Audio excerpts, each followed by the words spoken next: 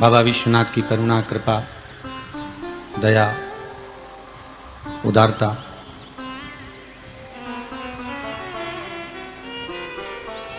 और उस कृपा का बल इतना है कि अपने पूर्वजों को पार लगाने के लिए श्री रामेश्वर लाल, श्रीमती सोवन देवी जी बांगड़, पुत्र श्री राजेश, श्रीमती बिनाका जी बांगड़, सिडनी ऑस्ट्रेलिया से इस पावन शिव महापुराण की कथा को करवा रहे हैं।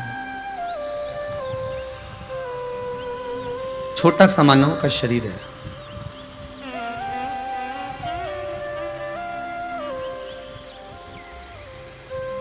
मात्र एक बुलबुले की तरह,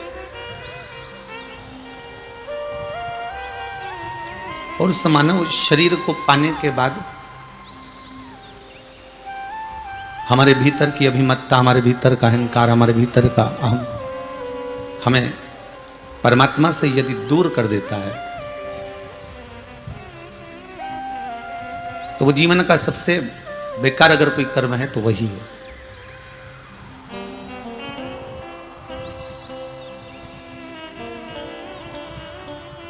शिव महापुराण में एक बात बड़ी सुंदर कही है, शंकर की कथा में, कि शंकर भगवान की सबसे सुंदर अगर कोई शिक्षा है, मेरे भोलेनाथ, मेरे महाकाल राजा, मेरे कैलाशी, मेरे अविनाशी की सबसे श्रेष्ठ कोई शिक्षा है। और जितने लोग ऑनलाइन कथा सुन रहे हैं, देश में विदेश में जहां बैठकर कथा सुन रहे हो, मोबाइल पर, फेसबुक, यूट्यूब पर, आस्था चैनल के माध्यम से, जहां बैठकर आप कथा सुन रहे हो, शंकर की इस बात को अपने जीवन में उतार कर रखिएगा। शंकर भगवान की सबसे बड़ी, सबसे अच्छी एक शिक्षा है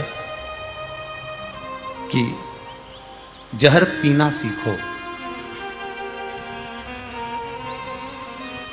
जहर उगलना नहीं। क्या सीखना हमको? जहर पीना, चाहे फिर वो क्रोध का हो, चाहे फिर वो हमारी अहमता का हो, चाहे फिर हमारी वो अभिमत्ता का हो, चाहे फिर हमारे एक अहम का, या फिर बुराई का, निंदा का, चुगली का, आदि आदि की जितनी भी बुराइयां हैं, इन सब का जहर क्यों ना।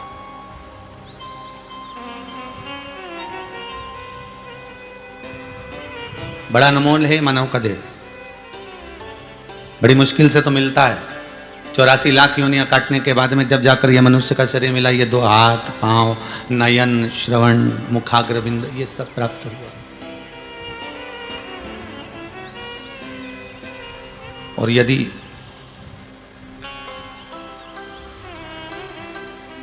हम उसको यूं ही गंवा दें, हम उसको यूं ही निकाल दें, तो फिर वो मिला काहे के लिए था? केवल उस परमात्मा को पाने के लिए। मिला किस लिए था? केवल उस परमात्मा को हमारे करीब में लाने के लिए।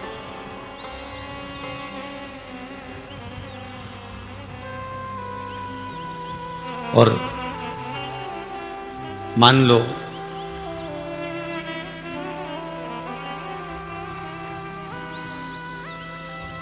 मन, चित्त, वृत्ति थोड़ी भी गड़बड़ है तो फिर परमात्मा हमारे करीब में होगा क्या? अच्छा, एक बात और सरल भाषा में जानो, आप लोग कभी घर से बाहर निकले होगे? जितने भी कथा सुन रहे हो, कभी तो घर से बाहर निकले होगे, कभी साथ में भोजन भी लेकर गए होगे, अपनी गाड़ी में टिफिन भी लेकर गए होगे अपने साथ में। तो आप जब भोजन ग्रहण करते हो, भोजन पाने बैठते हो, भोजन करने बैठते हो, तो क्या क्या चीजें देखते हो? जरा देखना हरियाली है कि नहीं, थोड़ा हरा भरा हो, थोड़ा एक आध पेड़ मेड़ की छाया लगी हो, और अच्छा पेड़ की छाया भी मिल जाए तुमको, हरा भला बगीचा भी मिल जाए, और पेड़ की छाया के नीचे किसी ने बहुत सारा पान खा के थूक रखा हो, तो तुम भोजन करोगे क्या? अरे बोलो तो नहीं करोगे। अरे राम राम राम, इतना यहाँ भोजन नहीं करेंगे हम नहीं करने वाले भोजन, चलो अगली जगह चलो। गाड़ी थोड़ी और बढ़ावा गया, फिर और आगे गए, तो कभी यहाँ कोई पेड़ ही नहीं मिल रहा। भले पेड़ नहीं मिले पर जगह तो अच्छी मिले जहां पर भोजन करें।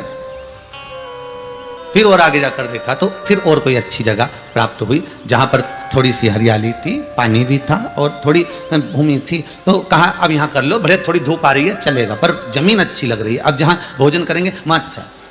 किसी ने थूक रखा है, किसी ने गंदगी कर कर रखी है, उस जगह पर भोजन नहीं किया जा सकता।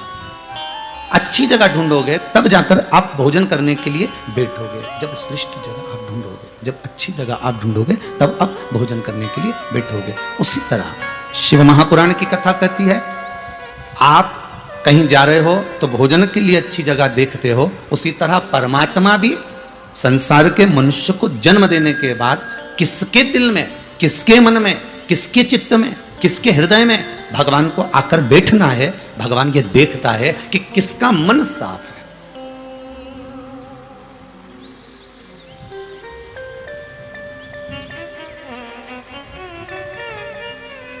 मन किसका साफ है?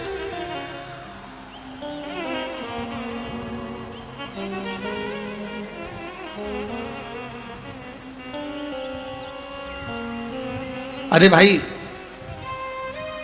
सांप का जहर वाला दांत निकाल दो तो फिर वो फुनकारे मारे तो कोई मरे नहीं, क्या क्या इसका तो जहर निकल गया, इसका जहर समाप्त हो गया। अब अगर ये डसेगा भी तो कोई मरेगा नहीं। अब इससे भय नहीं है, इससे डर नहीं है। पर सांप का जहर निकाल दो तो कोई नहीं मरे कि इसका जहर निकल चुका है। पर मनुष्य के भीतर ऐसी क्या चीज निकाल दी जाए कि ये किसी को नहीं डसे। मानव शरीर मिला तो ये किसी को अपशब्द ना कहे, किसी को ताने ना दे, किसी को गालियां ना दे, किसी के संग कपट भाव ना करे, किसी के साथ छल ना करे। इसके अंदर क्या चीज हो कि उसको निकाल दिया जाए और ये किसी को नहीं डसे, फिर किसी को परेशान नहीं करे, किसी को कष्ट ही ना।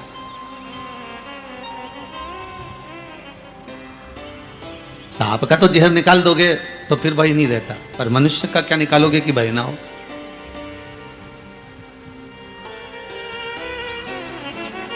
इस चित्त वृत्ति से, इस मन से, इस चिदानंद से, इस वृत्ति से, इस भाव से भगवान हमारे सम्मुख में आए।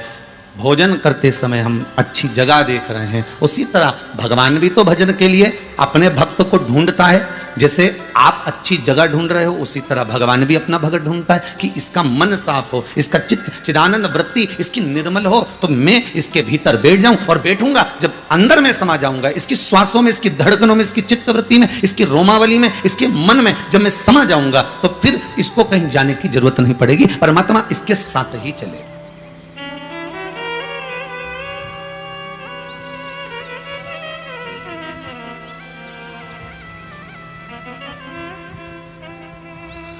ठीक है, कुएं का पानी खराब हो गया, अगर कुएं का पानी खराब भी हो गया तो समझदार लोग कहेंगे थोड़े दिन रुक जाओ, जरा 2-4 दिन भरे रहने दो, ये मिट्टी जो है ना सारी ये नीचे दब जाएगी। मिट्टी नीचे गई, कुएं का पानी साफ हुआ कि नहीं हुआ? अरे बोलो तो, हो गया नहीं साफ?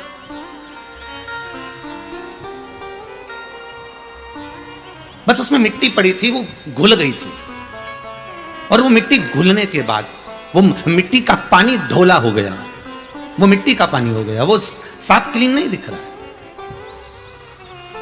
अब थोड़ा इंतजार करना पड़ेगा, 2 दिन, 4 दिन, 8 दिन, 15 दिन, तो वो जो मिट्टी है वो धीरे धीरे धीरे धीरे उस जल के अंतर से नीचे बैठ जाएगी, और नीचे बैठ गई तो पूरा जल पूरा की पूरा क्लीन हो जाएगा, पूरा की पूरा साफ हो जाएगा। उसी तरह हमारे इस मन रूपी कुएं में भी अहंकार, काम, लोभ, विषय, आसक्ति, तृष्णा, वासना, ये सब हमारे इस मन रूपी कुएं में है। पानी गंदा हो जाता है कभी कभी, मन गंदा हो जाता है कभी कभी, आ जाती है आसक्ति, आ जाती है अहंकार, आ जाता है तृष्णा, आ जाता है वासना, आ जाती है लोभ, आसक्तियां, ये सब हमारे जल को गंदा कर देती है, मन को गंदा कर देती है। पर थोड़ा धीरज रखिए, थोड़ा सा धीर बांधना पड़ेगा, कुछ दिन इंतजार करना पड़ेगा।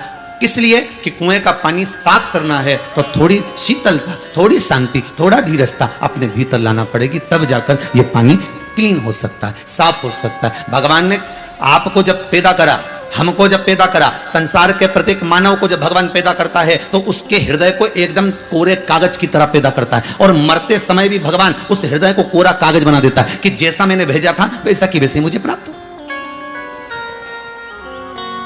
मरते समय भी व्यक्ति की आसक्ति चली जाती है। मरते समय भी व्यक्ति को लगने लगता है, जब अंतिम समय आता है तो आसक्ति उसकी जाने लगती है। अब मुझे परिवार का मोह नहीं रहा, अब मुझे कपड़ों से मोह नहीं रहा, अब मुझे धन से मोह नहीं रहा, मुझे इन परिवार वालों से मोह नहीं रहा, मुझे इन वस्तुओं से मोह नहीं रहा। उसको कहो कि ले थोड़ा सा भोजन कर ले, तो भोजन से मोह नहीं रहा।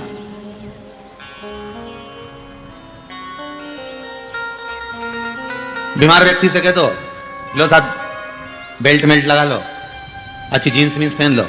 बीमार व्यक्ति पहनेगा? नहीं साहब, मेरे को बिल्कुल एकदम खुला रहने दो भैया, मेरे को भैया सब पहनाने की जरूरत नहीं है। वस्त्र कम हो गया। बीमार व्यक्ति से कहो, लो साहब 2-4 गुलाब जामुन और खाओ अच्छे डट के, अब मर ही तो रहे हो, तो मर रहे हो तो अच्छे 2-4 गुलाब जामुन और खा लो, खोपरा पाक खाओ, थोड़ा सा इमरती जलेबी खाओ, थोड़ा सा समोसा ला देता हूं मैं बढ़िया जोरदार, वो खा लो, थोड़ा पोया खा लो, थोड़ा उपमा खा लो, थोड़ा पराठा खा लो। मरने वाला खाएगा? नहीं। अब वो तो मरने जा रहा है और उसको तुम भोजन की आसक्ति दो, वो आसक्ति से छूट चुका है। वो तो इतना सा कर रहा है कि अब मुझे नहीं खाना, अब तो मुझे तुलसी का दल और गंगा जल दे दो। अब ये समोसा, कचौड़ी, इमरती, भजिया, पकौड़ा, ये सब तुम्हारे पास रखो, मुझे तो केवल तुलसी का दल और गंगा जल दो। और कोई स्वस्थ व्यक्ति है, शरीर से अच्छा व्यक्ति है, और तुम उसको कहो ले साहब गंगा जल ले लो और तुलसी का दल ले लो, तो क्या मर रहा हूं क्या? आई मेरे प्राण छूट रहे हैं? स्वस्थ व्यक्ति को अगर गंगा जल दे रहे हो, तुलसी का दल दे रहे हो, और कहा कि लो साहब गंगा जल ले लो, तो तुलसी का दल ले लो, तो वो कह के मेरे प्राण जा रहे हैं क्या? मर तो वो रहा है और तुम मेरे को गंगा जल दे रहे हो, तो हम उसको समोसा कचौड़ी खिलाएंगे और गंगा जल तुमको देंगे। तो क्या उल्टा काम क्यों करो? गंगा जल उसको दो, तुलसी का दल उसको दो, और मुझे कचौड़ी समोसा खिलाओ। मैं तो स्वस्थ हूं। आए थे तब भी आसक्ति नहीं थी। जब पैदा हुए थे ना, कोई आसक्ति नहीं थी, ऐसे ही पड़े थे। तुम्हें यह भी नहीं मालूम था कि ये माताजी है कि पिताजी है, ये भाई है कि बंधु है कि सखा है, कुछ भी नहीं मालूम था। बस तुम तो ऐसे ही पड़े, क्योंकि आसक्ति नहीं है। और मरे तब भी आसक्ति नहीं है। मरते समय भी सारी आसक्ति। हम वस्त्र, कोई के जींस पहन लो, कोई के कुर्ता पजामा पहन लो, हो सब पड़े रहते, मैं तो नहीं पहनू दादा, मेरे को तो एक कपड़ा उड़ा दो बस बहुत है। और मरने वाले व्यक्ति को भोजन की आसक्ति भी छूट जाती है। अब मरने वाले व्यक्ति से तुम कहो कि लो सब 2-4 हाथ में अंगूठी पहन लो, ने चेन पहन लो, ने बढ़िया जोरदार हाथ में कड़ा मड़ा पहन लो, तो क्या मरने जा ही हूँ तो क्या सोने का कड़ा मड़ा पहन लो, और जो पहना सब उतार लो, तो घबराहट हो रही है। मतलब सोने से भी आसक्ति छूट गई। अब मरने वाले व्यक्ति से कहो कि सब लो ये 2-2 हजार के नोट की 5 गड्डियां हैं तुम्हारे पास, रख लो, तुम्हारे पास में रखो, बड़े काम में आएगी। तो मरने वाला कहकर रहते दादा वो हॉस्पिटल में लगा देना, तो तेरे पास ही धल्ले, मेरे को नहीं चाहिए, हिसाब भी तू ही कर। आसक्ति छूट गई। ना धन, ना दौलत, न सत्ता, न सम्मान, न वस्तु, किसी भी चीज की आसक्ति मनुष्य को नहीं रहती। आया तब भी, गया तब भी, सब आसक्तियों से वो वंचित है, सारी आसक्तियों से वो छूट चुका।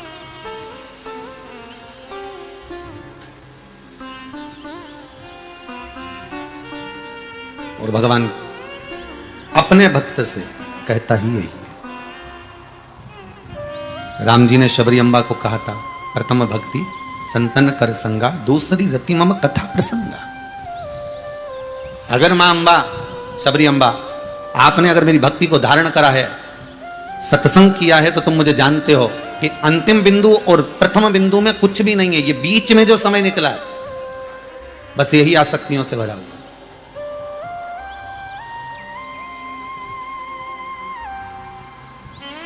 यही आसक्ति।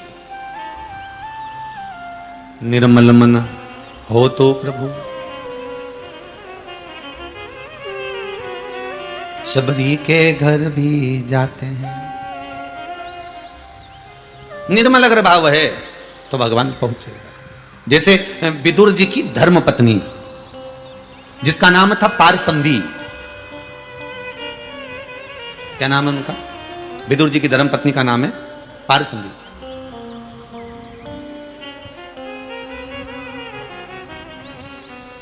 वो बड़ी शिव की उपासक है। श्री विदुर जी महाराज की धर्मपत्नी जब बाल्यावस्था की थी पारसंभी, मात्र 12 वर्ष की अवस्था की पारसंभी अपनी माता के साथ में शंकर जी के शिवालय की पूजन करने के लिए जाती थी। विदुर जी की धर्मपत्नी। कई लोगों ने एक प्रश्न खड़ा करा था, महाराज ये बताइए कि भगवान ने 56 भोग छोड़कर विदुर के घर के केले के छिलके क्यों खाए? कारण क्या था? कारण ये शिव महापुराण की कथा कर रही है।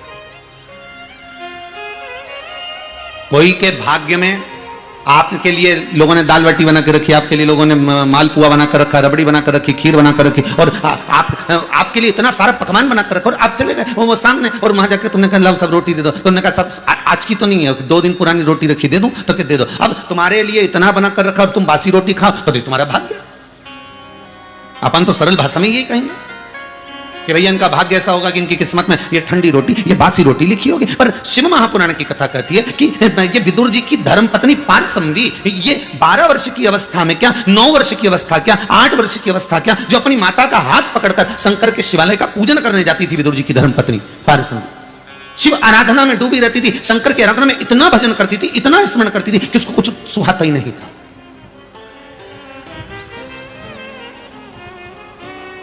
थोड़ा सीखिएगा इस शिव महापुराण से। जितने लोग आज तक चैनल पर कथा सुन रहे हो, फेसबुक यूट्यूब पर कथा सुन रहे हो, जरा सुनिएगा कि बाल्य अवस्था में शंकर के मंदिर में 1 लोटा पानी चढ़ाने का फल क्या है, बाल्य अवस्था में शंकर के मंदिर में झाड़ू लगाने का फल क्या है, बाल्य अवस्था में शंकर के दरवाजे पर जाकर सफाई करने का फल क्या है, बाल्य अवस्था में शंकर के मंदिर में पहुंचकर पोछा लगाने का फल क्या है, शंकर जी के मंदिर में पहुंचकर जलाधारी को साफ करने का फल क्या है, शंकर जी के मंदिर में नंदी के स्नान का फल क्या है। जरा समझिए शिव महापुराण से।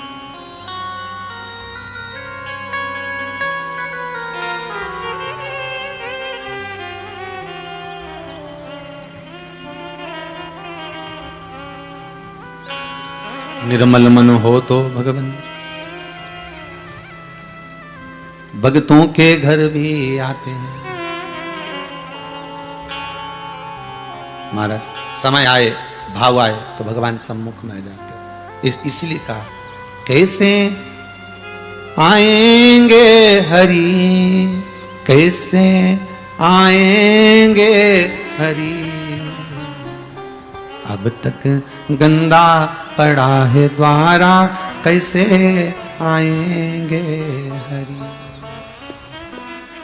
चंचल मन को नहीं सवारा, कैसे आएंगे हरि। चंचल मन को नहीं सवारा, कैसे आएंगे हरि। हमने आंगन नहीं बुआरा, कैसे आएंगे हरि। हमने आंगन नहीं बुआरा, सब कैसे आएंगे हरि। कैसे आएंगे हरि, कैसे आएंगे हरि, कैसे आएंगे हरि, कैसे आएंगे हरि। चंचल मन को नहीं सवारा, कैसे आएंगे हरि। चंचल मन को नहीं सवारा, कैसे आएंगे हरि। अब तक गंदा पड़ा है द्वारा, कैसे आएंगे हरि। अब तक गंदा पड़ा द्वारा, कैसे आएंगे हरि।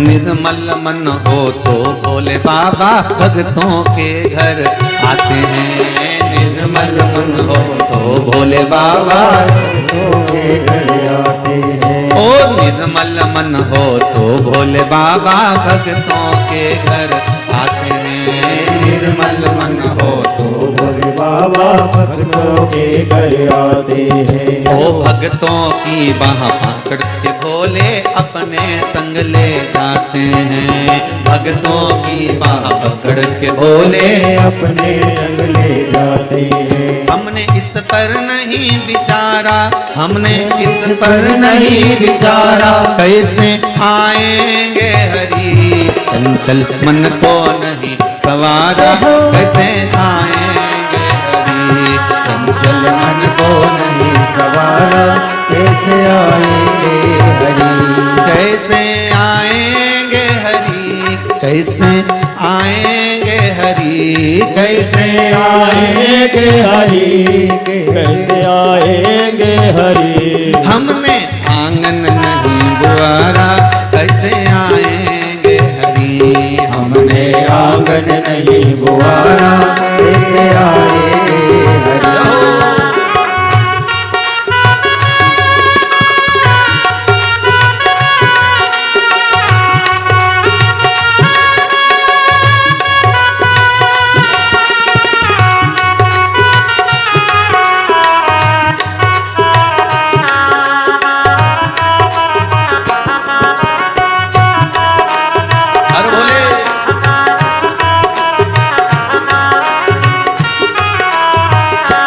चंचल मन को नहीं सवारा, कैसे आएंगे हरि। चंचल मन को नहीं सवारा, कैसे आएंगे हरि।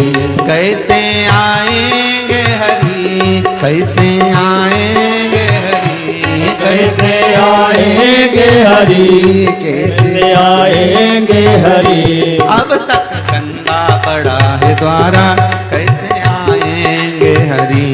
अब तक गंगा पड़ा है द्वारा, कैसे आएंगे हरि। अब तक गंगा पड़ा है द्वारा, कैसे आएंगे हरि। अब तक गंगा पड़ा है द्वारा, कैसे आएंगे हरि। भगवान शिव की कथा कहती है, इस मन को पवित्र बनाने का प्रयास करिएगा। निर्मल मन सो मोहि पावा, मोहि छल छिद्र कपट ना भावा।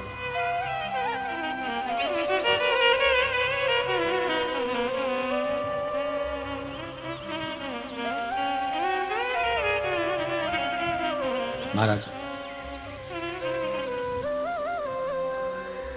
हृदय हमारा पिघल ना पाया, जब देखा कोई दुखियारा। चित्तवृत्ति में वो भाव नहीं आता। किसी पंथ भूले को हमने नहीं दिया सहारा। अब वो परमात्मा का मिलन, अब उसकी चित्तवृत्ति, अब उसका हृदय, अब उसकी निर्मलता। एक दिन विदुर जी की धर्म पत्नी पारसंवी छोटी सी अवस्था में, 9 वर्ष की अवस्था में अपनी माता से कहती है, माँ, जिस देव आदिदेव महादेव की आप पूजन करने मुझे लेकर जाती हो माँ, उस पूजन का फल क्या है। कई लोगों के मन में आता है, सीहोर वाले महाराज हमेशा कहते हैं ऐसी पूजन करो, ये ऐसा करो, जल ऐसे चढ़ा, उत्तर की ओर मुख कर कर शंकर जी का अभिषेक करना चाहिए, ये दिन भर। तो इसका फल क्या है, क्या फल होगा उसका?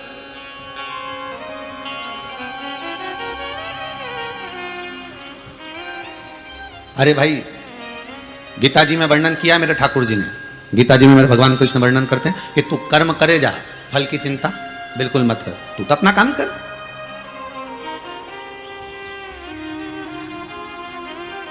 फिर एक प्रश्न खड़ा हो जाता है, व्यक्ति को भाग्य का मिलता है कि कर्म का मिलता है? क्योंकि दुनिया के कई लोग ऐसे हैं जो अपने भाग्य पर विचार कर कर बैठे हैं कि अभी समय नहीं अच्छा, अब समय जब अच्छा आएगा तब मिलेगा, अभी समय अच्छा नहीं है, जब आएगा तब मिलेगा, अभी समय अच्छा नहीं है, ऐसा। तो वो भाग्य का इंतजार कर रहे हैं कि आएगा, समय आएगा, समय आएगा, और मालूम पड़े आया भी और चले भी गया, क्योंकि तुम उसमें कर्म ही नहीं कर पाए। और कई ऐसे भी हैं जो कर्म कर रहे हैं पर भाग्य प्रबल ही नहीं हो पा रहा। रोज दुकान खोलता है पर भाग्य प्रबल ही नहीं होता है। प्रतिदिन दुकान खोला भी सही, व्यापार चलाया भी सही, पर कोई फल ही नहीं। कजन कितने व्यापार बदल कर भी देख लिए, फिर भी फायदा नहीं, कर्म तो कर रहा है। फिर मन में आया कि कर्म का मिला कि भाग्य का मिला। सरल भाषा में समझना, बैंक के लॉकर में आप अपनी रकम रखने जाते हो, अंगूठी, चेन, मोबाइल, पर्स, जो भी कुछ बैंक के लॉकर में जो तुम्हारे पास में दौलत है, सत्ता है, वो तुम लॉकर में रखने जाते हो। उस बैंक के लॉकर के 2 चाबी होती है, एक मैनेजर के पास होगी, एक आपके पास होगी। मैनेजर अपनी चाबी को कितना भी घुमा ले, लॉकर खुलेगा क्या? नहीं। और आप चले जाओ अंदर और अपनी चाबी कितनी भी घुमा लो, लॉकर खुलेगा क्या? नहीं। मैनेजर भी चाबी घुमा कर देख ले तो लॉकर नहीं खुलने वाला, और आप भी अपनी चाबी घुमा कर देख लो तो लॉकर नहीं खुलने वाला। लॉकर कब खुलेगा? लॉकर किस समय खुलेगा? कि तुम अपनी चाबी तो घुमा रहे हो, पर मैनेजर आएगा, चाबी घुमाकर जाएगा और लाकर एक क्षण में खुल जाएगा। उसी तरह शिव महापुराण की कथा कहती है कि कर्म करे जाओ, कर्म की चाबी को घुमाए जाओ, कर्म की चाबी को आप घुमाने में देरी मत करो, कर्म करे जाओ, कर्म करते जाओ, करते जाओ, करते जाओ, और परमात्मा के चरणों में विनती करते जाओ कि तू भाग्य की चाबी घुमाने जरूर आ जाना। और वो मैनेजर जब आएगा अपनी चाबी घुमा कर जाएगा और लाकर खुल जाएगा। कर्म आपको करना है, फल वो दे।